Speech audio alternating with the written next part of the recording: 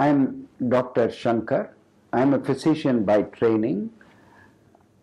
I work with the Tata Trust Nutrition Division. I'm the Director of Programs for Nutrition.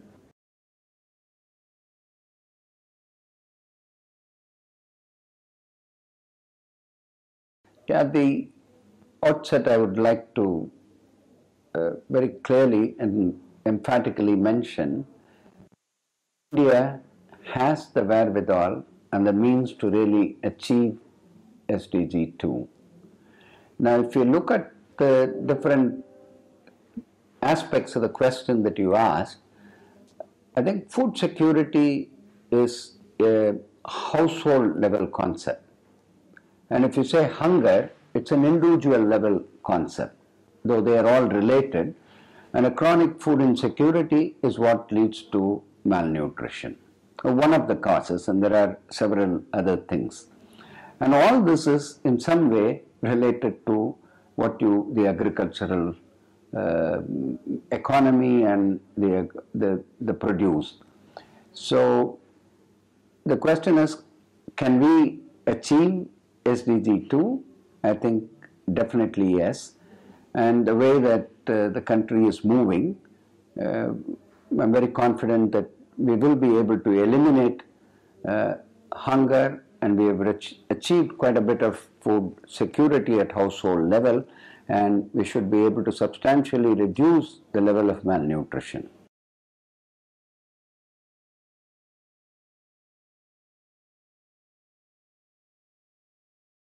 Yeah, when you take, I would like to face it as how do we tackle malnutrition?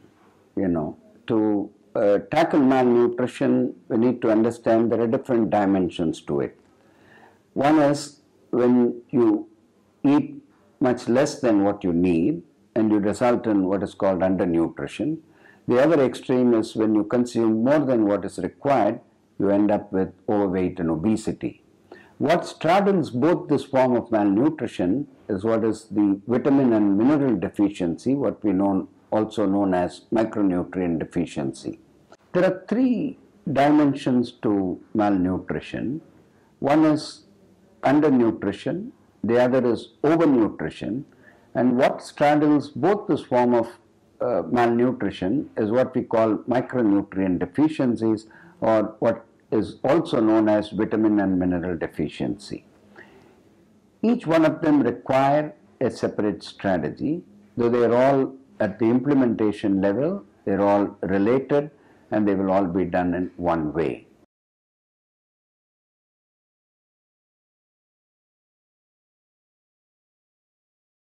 See, vitamin and mineral deficiency is a very widely prevalent nutritional disease, and numerically probably this is the most widely prevalent nutritional disorder.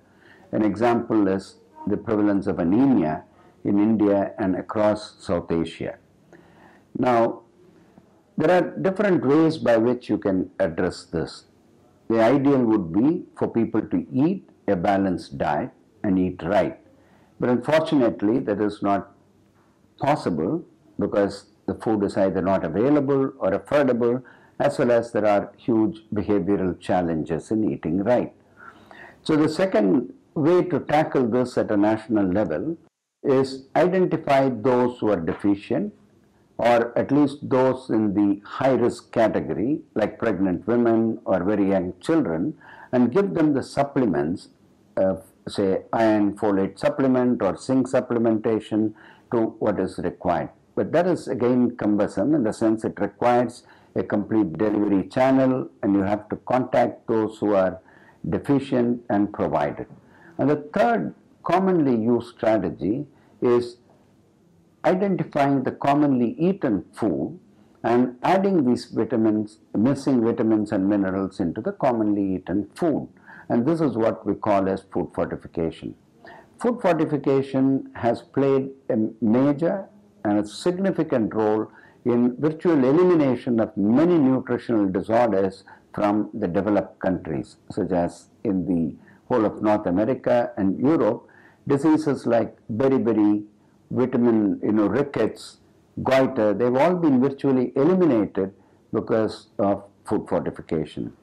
Countries like India, this is one strategy which is grossly underutilized, and it is time that we use this for the benefit of the population. See, malnutrition is it's a very complex problem. You know, there are multiple levels of causality. At the closest level, we talk about it's about what you eat and how healthy one is. You should eat right and eat right amount of food, and one should be in good health to digest or assimilate and use this food.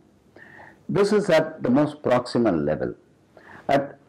There are two other levels where you talk about several other factors such as food security at a national level, food security at a household level, and then the ability to use the available food, the intra-household sharing. That is where comes about the intra-household dynamics, empowerment of women, literacy of women, and so many other factors. Then you have the environment that talks about, you know, the disease in the environment. You know, it's water and sanitation, hygiene. These are other important issues. So it's a very complex and interrelated problem. As we can see in India, for the phenomenal progress that the country has made, you know, in several fronts, malnutrition remains as a very big challenge.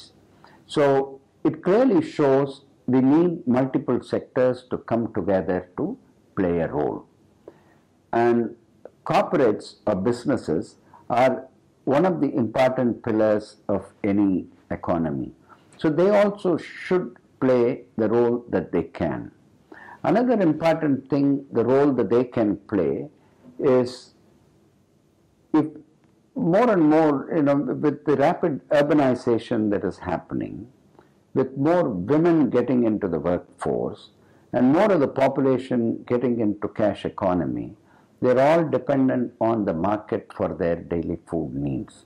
So the businesses that are in food and beverage business, they have a big role to play, as well as a very big responsibility to carry on their shoulders for the right nutrition and health of the population. So one is what direct role that these companies who are in food and beverages business can play, and then anyone in the business or anyone in the corporate sector can play a role by making, see, nutrition and health are fundamental drivers of growth. Unless you have healthy people, you will not have a healthy economy. So we must get all sectors of the society to be part of this fight against malnutrition. See, that's a very important question. I think it has also been one of the real missing pieces in our country. It has always been viewed as the responsibility of the government. I completely agree that the government has to be in the driver's seat to improve the population health, population nutrition. But a lot of nutrition occurs at home. You know, at an individual level, at family level, at community level, people will have to take on that responsibility to improve their health and nutrition. You have built Anganwadi centers, but they are of use only if people go and utilize them. They often give that excuse that the delivery of services are poor, but only by increasing the utilization, taking ownership by the community of all these health and nutrition centers, that will only put pressure on the service delivery to improve service delivery. So I think that is important, and also a lot of nutrition has to happen at home. You know, the decision of a mother to adopt and breastfeed the child, take the child and get the child immunized, and go and get the child, you know, attended to as and when the child has a, medical illness or any health issues. All that requires a kind of a health-seeking behavior that would improve the health and nutrition of the child and the society as a whole. So the community participation and community's ownership, I would say, and taking the responsibility for health and nutrition would constitute a very important part for us to succeed in this fight against malnutrition. There have been some great successful examples. There are many examples across the country. Several NGOs have done. For example, I work with Tata Trust now, and we have a project called Making It Happen in Rajasthan and Andhra Pradesh and in Palghat district in Maharashtra.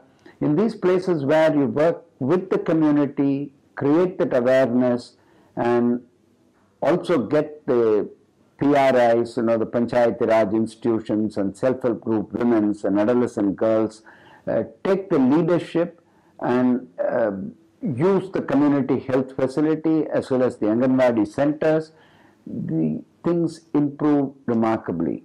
There are several examples of such successful models, but the problem is many of them are working either slowly or at very small scale. And the real issue is to take these models to scale and at speed. And for that, we need mass mobilization. And mass mobilization where the communities take the ownership and drive the agenda.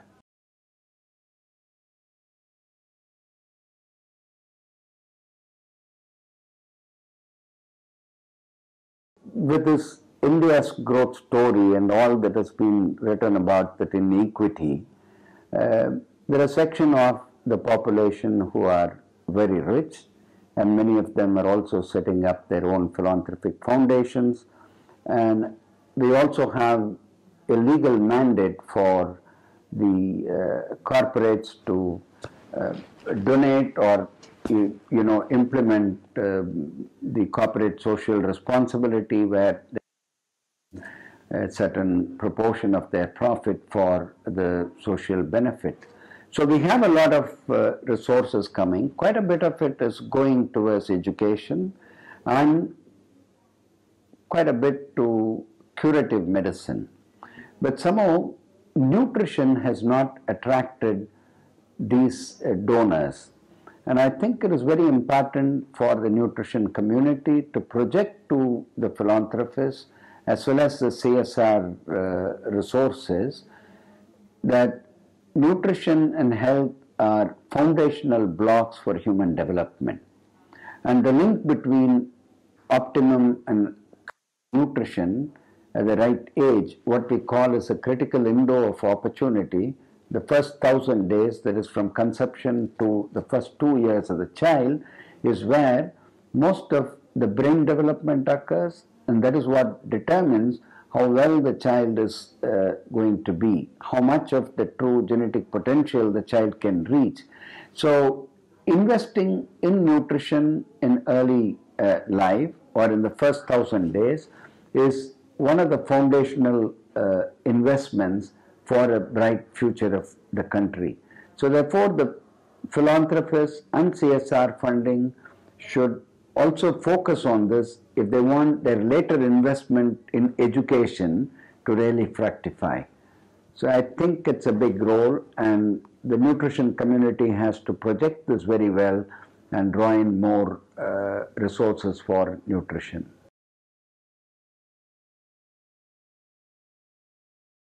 I think it's fantastic, and I really appreciate the group that has come forward to do this. The media has generally played a role as a watchdog and has only been pointing out where there have been hunger, there have been hunger deaths, where there have been serious problems, and that has played its role, and that has really always had the whip in its hand and beaten those in slumber.